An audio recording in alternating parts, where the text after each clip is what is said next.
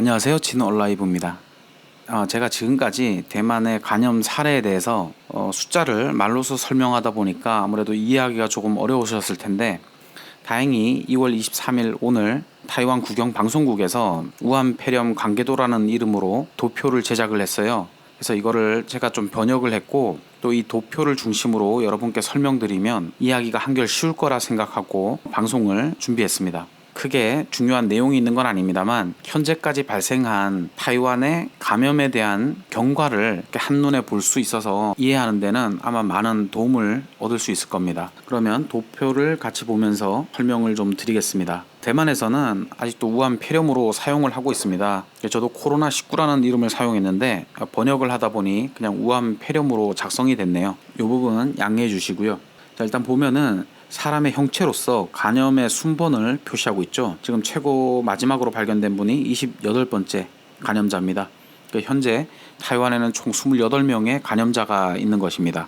그리고 전염 경로를 다시 표시하고 있어요. 이렇게 전염 경로로 이어지신 분들은 2차 감염으로 가신 분들이죠. 그리고 빨간색으로 표시된 분들은 대륙에서 감염되어 온 1차 감염자분들이고요. 이렇게 파란색으로 된 분들은 2차 감염자이자 대만 내에서 감염이 발생된 분들입니다. 그리고 다시 타이완 상인 집단과 중국 대륙 여행자, 이렇게 두 그룹으로 다시 나눠놨어요.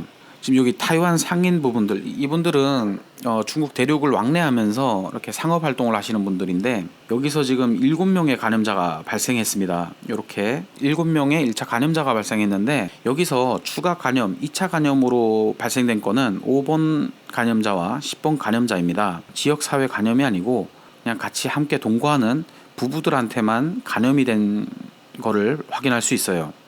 이렇게 남편분한테 감염을 시켰고 아내분한테 감염을 시켰습니다. 여기 특수한 상황이 있는데, 여기 19번째 환자가 대만 내에서 최초로 지역사회 감염자로 발견되신 분이에요. 이게 일자가 그렇게 길지 않습니다. 2월 16일자로 발견되신 분입니다.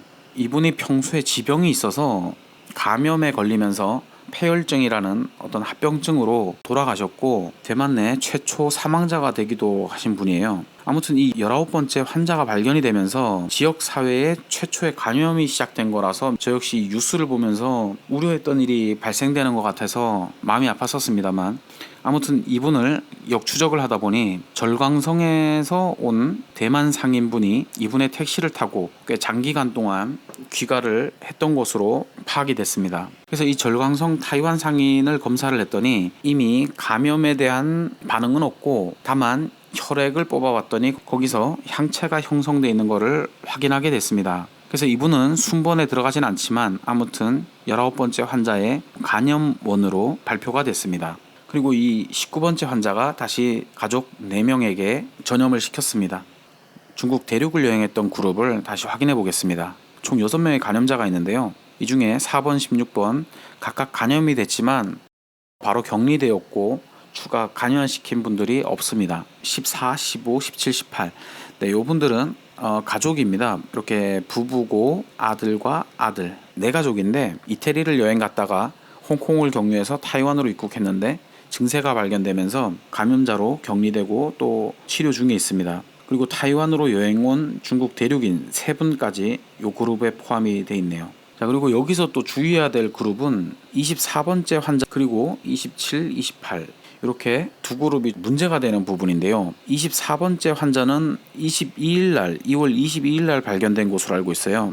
그리고 이분들의 가족들 이미 전염이 돼 있는 상태고요. 24번의 감염자는 아직 원인이 불분명한 상태입니다. 계속 역추적 중에 있습니다. 하지만 이분은 지역 내 2번째 2차 감염자가 맞습니다. 아무튼 빨리 원인이 규명되길 바라고요. 그리고 2월 23일 오늘입니다. 오늘 27번, 28번 이렇게 부부인데요. 여기 2분의 환자가 발견이 됐는데 이분들도 24번 환자처럼 아직은 원인이 불분명한 상태예요. 다만 아직 가족들에게서 전염을 발견하진 않았지만 질병관리를 주관하는 대만 역정지휘 중심이라는 기관에서는 감염을 시킨 원인을 아마 가족 내에서 발견할 수 있을 거라고 보도를 한 상태예요. 이분들 중에 아들이 한 분 계신데 해외여행을 자주 다니는 분으로 확인을 했어요. 다시 이분을 중심으로 세밀하게 조사를 진행하고 있는 중입니다. 아무튼 조만간 24번하고 27번, 28번 감염자의 감염 경로가 밝혀질 것으로 보고 있습니다. 지금까지 대만의 28번째 감염자까지 설명을 드렸는데요. 여기서 좀 중요하게 봐야 되는 부분은 19번 환자,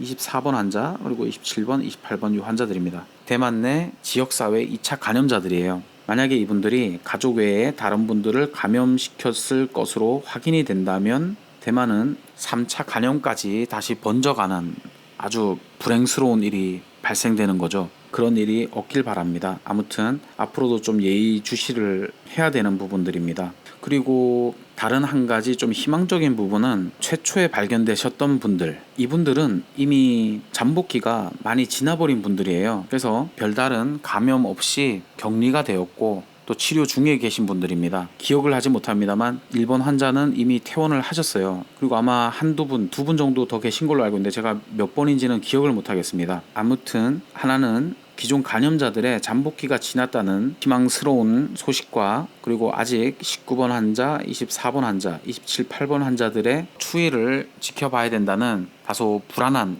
요인까지 이렇게 설명을 드렸습니다. 앞으로도 대만 감염 경로에 있어서 꼭 설명드려야 되겠다 하는 부분이 생기면 다시 방송으로 찾아뵙겠습니다. 구독과 좋아요 눌러주신 모든 분들께 감사드립니다.